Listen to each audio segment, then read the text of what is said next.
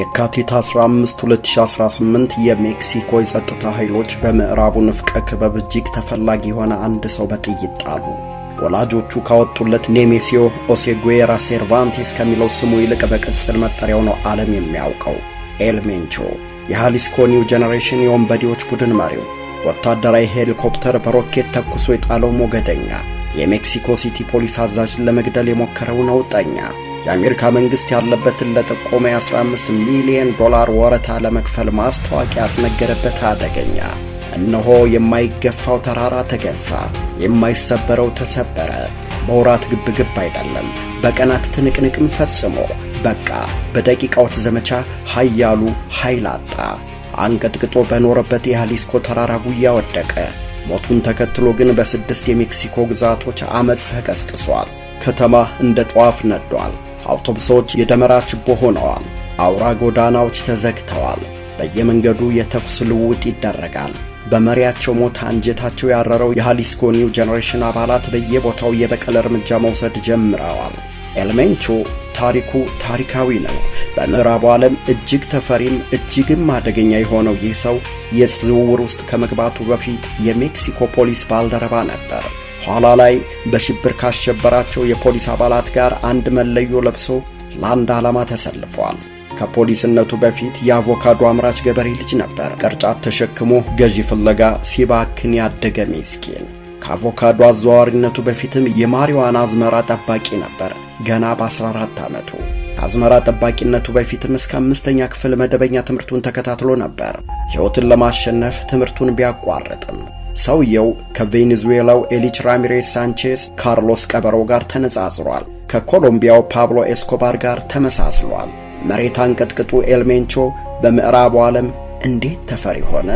በመቶ ሺዎች ለሚቆጠሩ አሜሪካውያን ሞት ምክንያት የሆነውን የፌንታሊን አደንዛዥ ዕፅ ግዛት እንዴት ገነባ? ቤተሰቡ ተለቃቅመው ከርቸሌ ሲወረወሩ የአዳኞች ወጥመድ ሳያጠምደው እንዴት 10 ዓመታትን ዘለቀ? እንዴትስ ተገደለ? ይህ አንጓ ላይ ነው።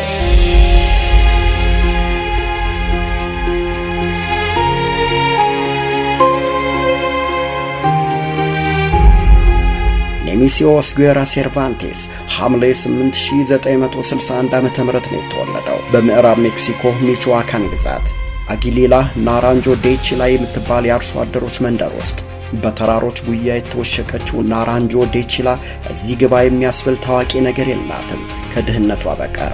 አቧራማ መንገዶቿ መገለጫዎቿ ናቸው። የቧንቧ ውሃ ቅንጦት ነው። ከብቸኛ ምርታቸው አቮካዶ ውጭ መሬቱን የሰጡትን አብቃይ አይደለም። ድህነታቸውን አመስግነው ከሚኖሩ ወላጆች የተገኘው ኦሴጉዌራ የሱ ስም በዓለም ሲናኝ፣ የወላጆቹ መጠሪያ ግን በቅጡ አይታወቅም። አንዳንዶች የአባቱ ስም ሩበን፣ ሌሎች ደግሞ ኔማሲዮ ነው ይላሉ። ስለ እናቱ ብዙም አይነሳም። በእርግጠኝነት መናገር የሚያስችለው ግን ድህነታቸው ነው። የመጀመሪያ ደረጃ ትምህርቱን ለማስጨረስ እንኳን አቅም ያጠራቸው። ሴርቫንቴስም በዚህ የሚጸጸት አይመስልም። ዳቦ ቀዳሚ የመኖር ህልውና በሆነበት ቤት ትምህርት ከቅንጦት ቢፈረጅ አይገርምም። 5ኛ ክፍል ላይ መደበኛ ትምህርቱን አቋረጠ። ትምህርት ደና ሰንበት። በለጋ ዕድሜው እንደ አገሬው በአቮካዶ ማሳዎች የጉልበት ሥራን ተለማመደ። ነገር ግን ሚቾዋካን የተለየ የሚያደርገው ነገር አለ። ተራራማው የሴርቫንቴስ የትውልድ ስፍራ ሰብል አምርቶ ከተማ ባይቀለበም ከምርጥ አቮካዶች ውጭ ሀብት ለሚታፈስባቸው ማሪዋናና ኦፒየም አበባ ተስማሚ ነው። በእነዚህ ሱስ አስያዥ እጽዋት ዙሪያ ደግሞ ዕፅ አዘዋዋሪ ቡድኖች አይጠፉም። የ14 ዓመቱ ሴርቫንቴስ አካባቢውን ቃኘ። እናም አንድ ነገር አስተዋለ። የአገሬው አርሶ አደር አቮካዶ ምርት ላይ ጉልበቱንም ጊዜውንም ቢያሳልፍም ጠብ የሚል ነገር አይተርፈውም። በአንጻሩ የማሪዋና አዝመራ ላይ የተሰማሩት ዕፅ አዘዋዋሪዎች በሀብት ላይ ሀብት ያካብታሉ። ሴርቫንቴስ ታላላቆቹ እንደሚያደርጉት በአቮካዶ ምርት መድከም አልፈለገም። ከዕድሜው የሚበልጥ ቁመቱን የሚያስከነዳ ጠመንጃ በማንገብ የማሪዋና አዝመራ መጠበቅ ጀመረ። በዚህ ዕድሜ ለዕፅ አዘዋዋሪዎች ተቀጥሮ መስራት ከባድም አደገኛም ቢሆንም ሴርቫንቴስ ሂሳብ አሰላ። ድህነት ከሚያላዝንባት የገጠር መንደር መውጣት አለበት። ከነዚያ ተራሮች ለመውጣት ደግሞ 2 አማራጮች ከፊቱ ተጋረጠ። ከዕፅ አዘዋዋሪዎቹ እንዳንዱ መሆን አለያም ሙሉ በሙሉ አካባቢውን መልቀቅ። ሴርቫንቴስ ግን ሁለቱንም መረጠ። በ1980ዎቹ አጋማሽ ላይ ኔሜሲዮ ሴርቫንቴስ 18 ወይም 19 ዓመት ቢሆነው ነው። ለጋ ዕድሜው ግን ባህር ተሻግሮ ድንበር አቋርጦ በሕገ ወጥ መንገድ ካሊፎርኒያ ከመግባት አላገደውም። የእንግሊዝኛ ክህሎቱ ውስን መሆን አላስጨነቀውም። እንግዳነቱም አላሳሰበውም። ሰነድ አልባነቱም ግድ አልሰጠውም። ያለ ገንዘብና ማኅበራዊ ግንኙነት ካሊፎርኒያ ቢገባም መሠረታዊ ነገር አለው። የዕፅ ዝውውር ድፍረትና የሕገ ወጥ ንግድ ዕውቀት። እንዳሰበውም በጥልቁ የወንጀል ውቅያኖስ ውስጥ ያለ ከልካይ መዋኘቱን ተካነበት። ንግዱን ለማሳለጥ የተለያዩ ስሞችን ስሙ አድርጎ መጠቀም ግድ አለው። እንደ ንግዱና እንደ ደንበኛው ባህሪ ሲፈልግ ሩበን አይላ ብሎ ይተዋወቃል። አሊያም ሆዜ ሎፔዝ ፕሪቶንኝ ይላል። አንዳንዴም ሚጌል ቫልዴዝ ብለው እንዲጠሩት ያደርጋል። በል ሲለው ደግሞ ካርሎስ ሄርናንዴዝ። በ1978 የተሰረቀ ንብረትና የተቀባበለ ጠመንጃ በመያዝ የሳን ፍራንሲስኮ ፖሊስ በቁጥጥር ስር ያውለዋል። የአሜሪካ የሕግ አስከባሪዎች የእጅ አሻራውን ሲያገኙ ይሄ መጀመሪያቸው ጊዜ ነበር። ከስርዓቱ ወዲያው የተፈታው ኔሜሲዮ ወዲያውኑ ወደ ሥራው ተመለሰ። በ1980ዎቹ መጀመሪያ ላይ ደረጃውን ከዕፅ ቸርቻሪነት ወደ አከፋፋይነት አሳደገ። ንግዱን የበለጠ እያወቀውና እያሰፋ ሲመጣ ታናሽ ወንድሙን አብርሃም ኦሴጉዌራ ሰርቫንቴዝን ተሳታፊ አደረገው። ከወንድሙ ጋር በመሆን በሰሜን ካሊፎርኒያ በሳክራሜንቶና በቤይ ኤሪያ የሄሮይን መረብ ገነባ። በ1984 ግን ሁለቱም ወንድማማቾች በአሜሪካ የዕፅ ቁጥጥር አስተዳደር መስሪያ ቤት ተያዙ። ጉዳያቸው በፍርድ ቤት ሲታይ ቆይቶ በ1985 ጥፋተኝነታቸውን ማስተባበል ባለመቻላቸው አብርሃም 10 ዓመት፣ ኔሜሲዮ 5 ዓመት ተፈረደባቸው። የእስራት ጊዜውን ያጠናቀቀው ኔሜሲዮ የማረሚያ ቤቱን የውጭ በር እንደረገጠ የአሜሪካ ባለሥልጣናት አፋፍሰው ወደ ሜክሲኮ ላኩት። ይህ የተለመደ አሰራር ነው። እንደ ተራ ወንጀለኛ የሸኙት ኔሜሲዮ ግን የአሜሪካኖች ራስ ምታት ለመሆን ብዙ ጊዜ አልወሰደበትም። አገሩ እንደተመለሰ ማንም ባልገመተው የሙያ መስክ ላይ ተሰማራ። የሜክሲኮ ፖሊስ አባል ሆነ። ስጋ ባደራ የሚጠብቅ ጅብ እንደማለት። ካሊፎርኒያ ውስጥ ሄሮይን በማዘዋወር ዓመታትን ያሳለፈው ከወንጀል ወንጀል እያማረጠ ለብዙሃን ጉዳት ምክንያት የሆነው ሰው የያሊስኮ ፖሊስ አባል ሆነ። ወታደራዊ ዩኒፎርሙን ለበሰ። ሕግ ሊያስከብር፣ ወንጀለኞችን ሊያስር ፈጽሞ ይልቁንም ለሩቅ ሥራው የቅርብ መንገዱን እየጠረገ እንጂ አሳዳጆቹን እያጠና። በጥቂት ዓመታት የፖሊስነት ቆይታው ፖሊሳዊ አሰራርን በቅጡ ተማረ። ሙሰኛው ማን እንደሆነ ለየ። የትኛው ክፍል ወንጀልን ባላየ ያልፋል፣ የትኛውስ ተናንቆ ሕግን ያስከብራል ለሚለው ጥያቄ ጥንቅቅ ያለ መረጃ አገኘ። የጠላት ጎራ ውስጥ ሰርጎ እንደገባ ሰላይ ማን በገንዘብ እንደሚገዛ፣ ማን በስልጣን እንደሚታለል አወቀ። በቃ ከዚህ በኋላ ፖሊስ ሆኖ አልዘለቀም። መዝለቅም አይጠበቅበትም። በቂውን ወስዷል። በ1990ዎቹ መጀመሪያ ላይ ሜሌኒዮ የተባለውን ዕፅ አዘዋዋሪ ቡድን ተቀላቀለ። ቡድኑ ከላይ አቮካዶ አምራች የሚል ስም ቢሰጠውም ሁነኛ ተግባሩ ግን ኮኬይንና ማሪዋና ወደ አሜሪካ ማሸጋገር ነው። ሴናሎአ ከሚባል አጋር ወንጀለኛ ቡድንም ዕጾችን በመቀበል ያከፋፍላል። ቡድኑን በዓለም ላይ ካሉት እጅግ አደገኛ የአደንዛዥ ዕፅ አዘዋዋሪዎች ከሚባሉት ሰዎች በቀዳሚነት የሚጠራው ኤል ቾፖ በሚለው ስም የሚታወቀው ጆአኪን ጉዝማን ሎኤራ ይመራዋል። የዕፅ አዘዋዋሪዎቹ ቡድን ሜሌኒዮ፣ ያሌስኮ፣ ኪሊማና ማዋኪንን ጨምሮ በምዕራብ ሜክሲኮ አካባቢዎች አደንዛዥ ዕጾችን የማከፋፈል ኃላፊነት ተሰጥቶታል። ኔሜሲዮ ህልሙን እውን ለማድረግ ተራ ባል ሆነ። በቅጽል ስሙ ኤል ማራዶና የሚባለውን አርማንዶ ቫሌንሲያ ኮርኔሊዮን የሚጠብቀውን ገዳይ ቡድን ተቀላቀለ። ዕፅ አያዘዋውርም፣ ገንዘብ አይቆጥርም፣ ሰዎችን መግደል ብቻ፣ ችግር ፈጣሪዎችን ከነችግራቸው ማጥፋት። ኤል ማራዶና በ1995 በፖሊስ ቁጥጥር ስር ዋለ። አሁን ገዳዩን ቡድን የሚመራውም የለም። ቡድኑ ተዳከመ። ይባስ ብሎ ቀንደኛ ተቀናቃኙ የሎስ ዜተስ ዕፅ አዘዋዋሪ ቡድን ጥቃት ሰነዘረ። ለኔሜሲዮ ግን አጋጣሚው በምድረ በዳ የተገኘ ምንጭ ሆነ። ከኤል ማራዶና ቤተሰብ ጋር በጋብቻ ተሳሰረ። ከሮዛሊዛ ጎንዛሌዝ ቫሌንሺያ ጋር ትዳር መሰረተ። ሎስ ኩዊኒስ የሚባለውን የቡድኑን ገንዘብ ክፍል የሚመሩት ወንድሞቿ ናቸው። በጥቁር ገበያውና ገንዘብ ዝውውሩ ጥርሳቸውን ነቅለውበታል። አሁን ኔሜሲዮ ሁለት ወሳኝ ነገሮች ጋር ተገናኘ፣ ኃይልና ገንዘብ። ኔሜሲዮ አውራ የሜሌኒዮ ቡድን አባላትን የደህንነትና የጥበቃ ሂደት ከሚከታተለው ኢግናሲዮ ኮሮኔል ቫሪያል ጋር ተገናኘ። እነሱ ናቾ ይሉታል። በምዕራብ ሜክሲኮ ያለውን የሜታምፌታሚን ምርት ሙሉ በሙሉ ይቆጣጠራል። ሜታምፌታሚን በሱስ አስያዥነቱና አነቃቂነቱ ይታወቃል። በመቶ ሚሊዮኖች የሚቆጠር ዶላር የሚያስገኝ ምርቶችን የሚያመርቱ ግዙፍ የኢንዱስትሪ ላቦራቶሪዎች አሉት ናቾ። ይህ ለኔሜሲዮ ትልቅ የመማሪያ ሜዳ ነበር። አደንዛዥ ዕፅ አዘዋዋሪ ጌታዎቹን በመጠበቅ የሚባዝን ዋርድያ መሆን እንደሌለበት ለራሱ አሳመነው። ቀስ በቀስ በያሊስኮና ኮሊማ አካባቢዎች የሚካሄዱ የዕፅ ዝውውሮችን መምራት፣ መስመሮችን ማስተዳደር፣ ግብይቶችን መቆጣጠር ጀመረ። የግድያ ትዕዛዞችን በራሱ ጊዜ እስከ መወሰን የሚያስችለውን ኃይል ሰበሰበ። ራሱን ወደ ቁንጮቹ ተራ አሰለፈ። ነገር ግን የወንጀሉና የወንጀለኞቹ ቡድን ዓለም አይረጋጋም። በ2002 ሁሉም ነገር ተቀየረ። የሜክሲኮ ባህር ኃይሎች በሰነዘሩት ድንገተኛ ጥቃት ናቾን ጨምሮ የቡድኑ ከፍተኛ አመራሮች ተገደሉ። በዚሁ ዓመት ሌላው የሚሌኒ አመራር ኦስካር ኦርላንዶ ናቫ ቫሌንሲያ በሜክሲኮ ፖሊስ ስር ወደቀ። የኃይል ክፍተት ተፈጠረ። ከዚህ በኋላ ነው ኔሜሲዮ ከኤሪክ ቫሌንሲያ ሳላዛር ጋር አደገኛውን ቡድን የመሰረቱት። ያሊስኮ ኒው ጄኔሬሽን ተወለደ።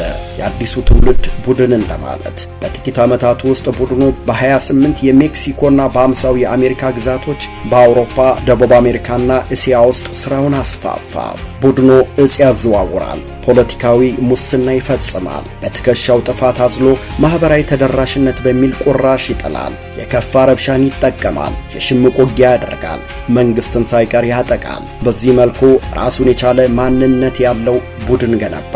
ከፊል ኮርፖሬሽን፣ ከፊል የአሸባሪ ድርጅት። በዚህ ሁሉ ውስጥ አንድ መንፈስ አለ፣ የሚንቀሳቀስ የማይታይ የሚዳሰስ የማይገኝ ኔማሲዮ ይሉት ጥላ፣ ከማንም የማይገናኝ ጠርጣራ፣ ከመገናኛ ብዙሃን ጋር ቃለ ምልልስ የማያውቅ እምብዛም የሚታወቅ ፎቶ የሌለው ስውር፣ ከአንድ የሕንፃ ተራራ ወደ ሌላው እየተሽሎኮለከ የሚኖር አደገኛ ኤልሜንቾ ኔማሲዮ፣ ኔማሲዮም ኤልሜንቾ።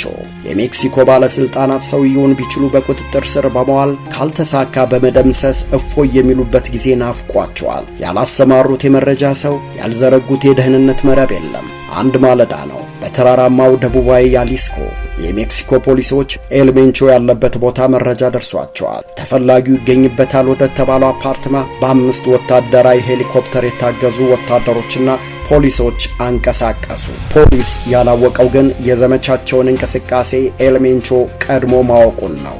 ሄሊኮፕተሮቹ እሱ ወዳለበት አካባቢ ሲደርሱ የኤልሜንቾ ቡድን አባላት ተኩስ ከፈቱ። ቀላል መሳሪያ አይደለም፣ ሮኬትና ታንክ አውዳሚ መሳሪያዎችን እንጂ። አንደኛው ሄሊኮፕተር በኤልሜንቾ ታጣቂዎች ተጠቃ። በእሳት ተያይዞም ዛፍ ላይ ተከሰከሰ። 9 የጸጥታ ሰዎች ተገደሉ። በሜክሲኮ ታሪክ ዕፅ አዘዋዋሪዎች ተኩሰው ሄሊኮፕተር ሲጥሉ ይህ የመጀመሪያው ነው። የሜክሲኮ ጦር የመልሶ ማጥቃት እንቅስቃሴ ቢያደርግም የኤልሜንቾ ሰዎች መሪያቸውን ይዘው ወደ ተራራማው ጫካ በመግባት ተሰወሩ።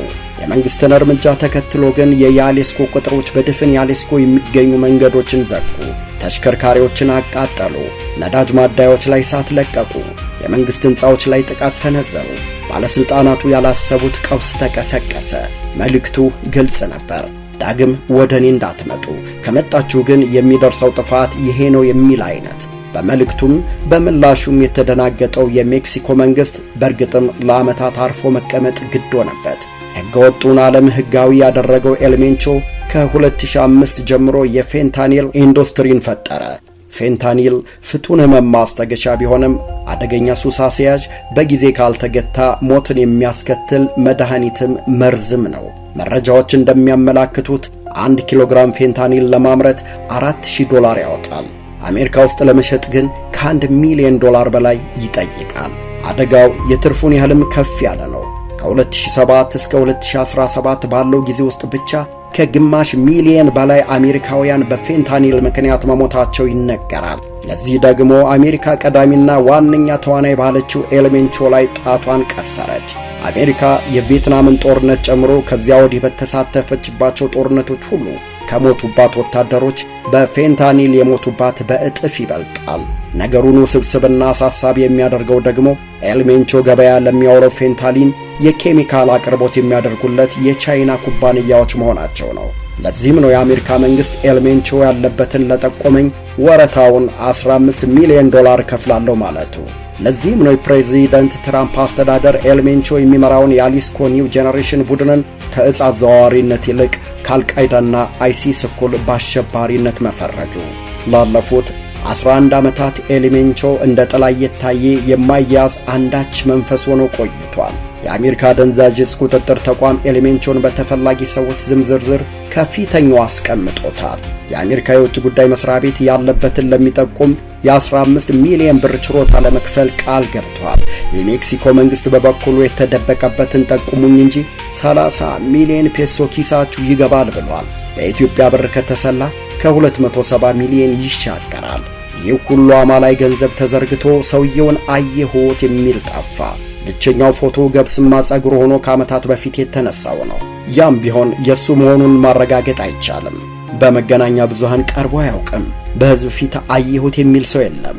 ማህበራዊ ሚዲያውን አያውቀውም። ቢያውቀውም አይጠቀምም። የሚያደርገው ነገር ቢኖር የተቀረጸ ድምጹን መላክ ብቻ። በድምጹ ለተገዳደሩት ዛቻ ያስተላልፋል። ድምጹም ቢሆን እንዲቀየር ይደረጋል። የሰውየው የት ነው ጥያቄ ተጨባጭ ምላሽ ሲያጣ አንዳንድ ጭምጭምታዎች መናፈስ ጀመሩ። በኩላሊት በሽታ ሞቷል፣ ፊቱን በፕላስቲክ ቀዶ ሕክምና አስቀይሯል፣ ኑሮውን ጓቲማላ አድርጓል፣ በማካዋኪን ተራሮች ውስጥ ተደብቆ እየኖረ ነው። ብዙ ተባለ። አላቸውም ግን ማረጋገጫ የላቸውም። የደህንነት ቀለበቱ በሁለት ዙር የታጠረ ነው። በመጀመሪያው ቀለበት የሜክሲኮ ወታደራዊ ኮማንዶዎችና ልዩ ስልጠና የወሰዱ ታጣቂዎች ይገኙበታል። ሁለተኛው ቀለበት ደግሞ ወደሱ ለመቅረብ የሚሞክር ካለ የደፈጣ ጥቃት የሚፈጽሙ 120 ወታደሮችን ይዟል። ኑሮውን በተራራ ውስጥ በተገነቡ ሕንፃዎች አድርጎ ይሹለከለካል። አንድ ቦታ ረጅም ጊዜ አይቆይም። የስልክ ግንኙነቱ ሚስጥራዊ ነው።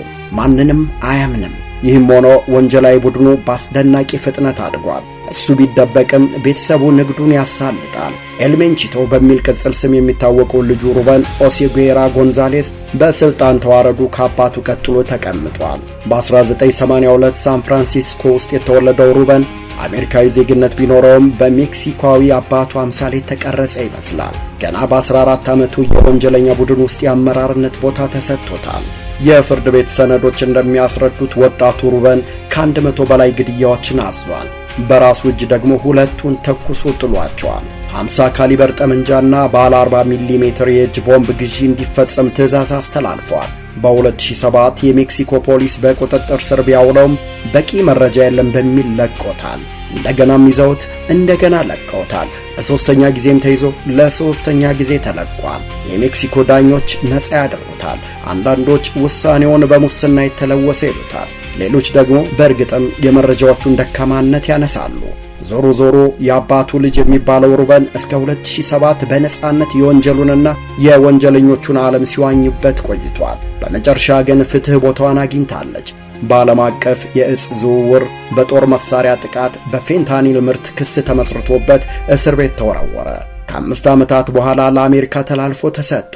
እህቱ ጄሲካ ዮሐና የወንድሟን ችሎት ለመከታተል ወደ ዋሽንግተን ባቀናችበት አጋጣሚ ፖሊስ እሷንም በገንዘብ ዝውውሩ ውስጥ አለችበት በማለት በቁጥጥር ስር አዋላት። ሁለቱም የአሜሪካን እስር ቤት ቤታቸው አድርገውት ተቀምጠዋል። የኤልሜንቾ ልጅ ሩበን የአሜሪካ ፍርድ ቤት ዕድሜ ልክና ተጨማሪ የ30 ዓመት እስራት ፈርዶበታል። የልጁ ሚስት ሮዛሊንዳ፣ ወንድሟ ኤልቶና ሞንታናና የቤተሰቡ አባል አንድ ባንድ እየተለቀሙ እስር ቤት ተወርውረዋል። የእጽ ዝውውሩን የተቆጣጠረው ሰው በስተመጨረሻ ብቻውን ቀረ።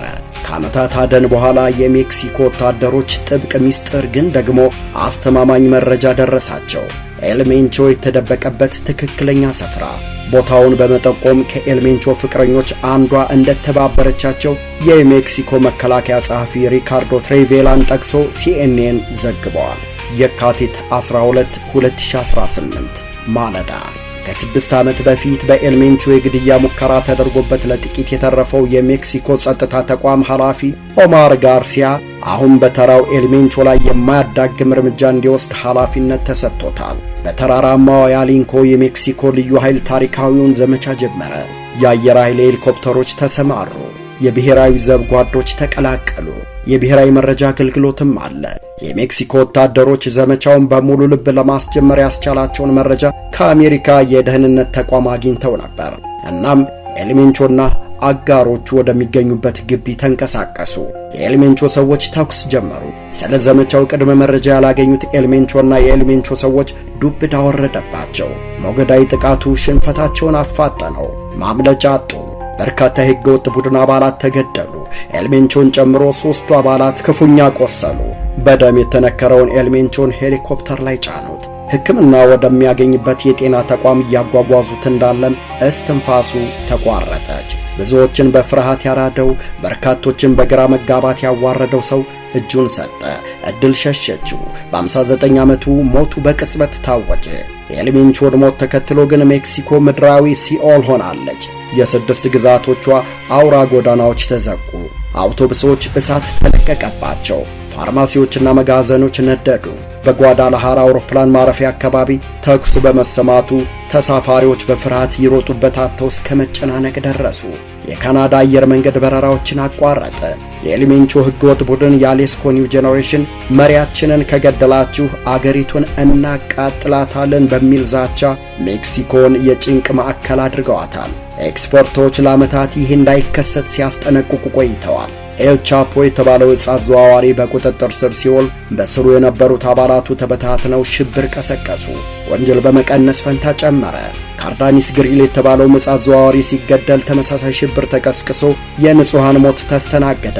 የኤልሜንቾ መገደልም የአሌስካ ኒው ጄኔሬሽን የወንጀል ቡድንን ያጠፋዋል ማለት አይደለም። ያስታጠቃቸው አባላቱ ጦርነት ማወጃቸው አይቀርም። በግርግሩ የራሳቸውን የበላይነትን ለማድረግ የሚፈልጉ ዕፅ አዘዋዋሪዎችም እሳቱ ላይ ቤንዚን ከማርከፍከፍ አይመለሱም። የሜክሲኮ ፕሬዚዳንት ክላውዲያ ሼምባው ጭምር የወንጀለኛ ቡድኖችን አመራር በመግደል መፍትሄ አይመጣም የሚል አቋም ያራምዳሉ። መሪን በገደልን ቁጥር ሌሎችን እንፈለፍላለን፣ ሌላ እልቂት እናስከትላለን ባይ ናቸው። በአቋማቸው እንዳይጸኑ ግን አወዛጋቢው ዶናልድ ትራምፕ ኤል ፔንቾ ካልተገደለ ሜክሲኮ ላይ ታሪፍ እጨምራለሁ፣ ወታደራዊ ጣልቃ ገብነትንም አዛለሁ በማለት ዛቱ። ክላውዲያ ሼምባው ባያምኑበትም ግድያውን አስፈጸሙ።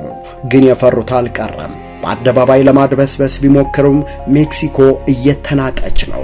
የዓለም ዋንጫን እንድታዘጋጅ የተመረጠችው ሜክሲኮ እንኳንስ እንግዳ የሚሻገርባት ነዋሪዎቿን በየት በወጣን የሚሉባት አይነት ሆናለች።